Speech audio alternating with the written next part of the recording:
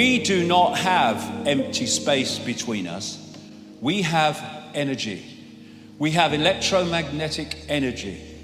And we have, in that energy, information.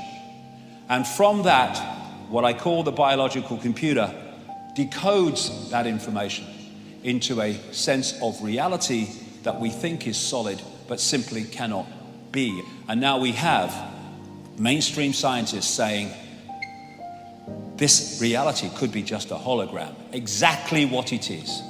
Nikola Tesla, the genius from which so much came, he could see beyond the physical that we perceive. And he said, the day science begins to study non-physical phenomena, it will make more progress in 1 decade than in all the previous centuries of our existence. Why? Because you go to the source of the reality instead of the decoded expression of that reality.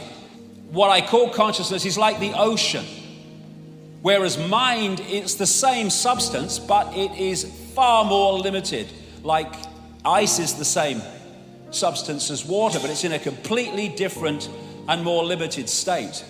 And you know, when you look at the oceans, they say it's the South China Sea, they say it's the South Atlantic, the Indian Ocean, the North Atlantic, same bloody water.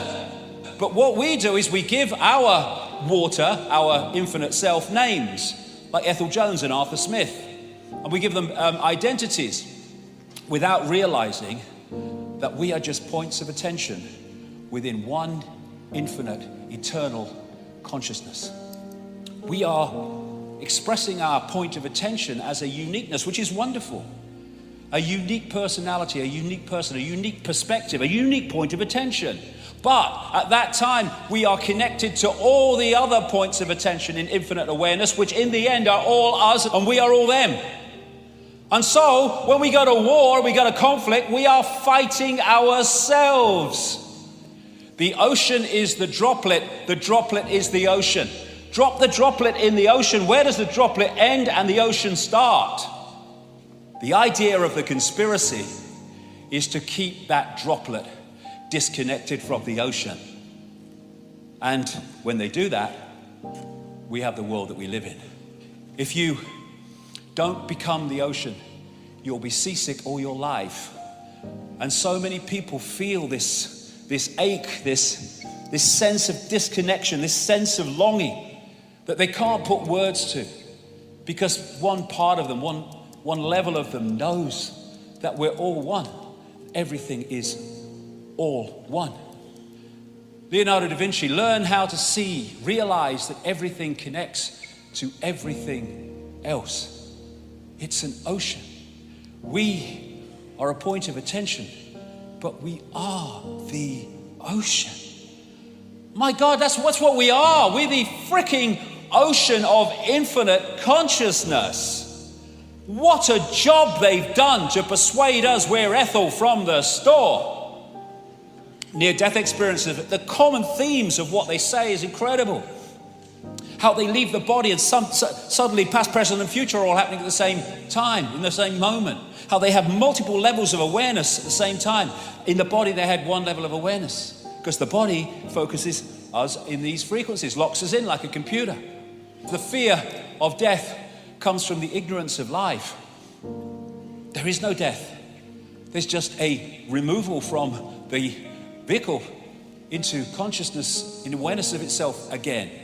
But you get people frightened of death and they'll give their power away to doctors and chemo freaking therapy and all of it because they want to stay alive because they fear death. There is no death. There's just a change of point of attention.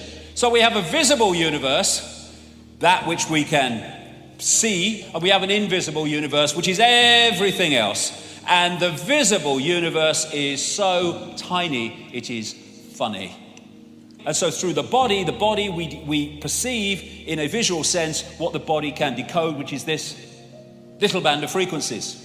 You go outside the body, now you're perceiving much greater frequencies, and thus your reality changes. If you wish to understand the universe, said Tesla, think of energy, frequency, and vibration. Exactly.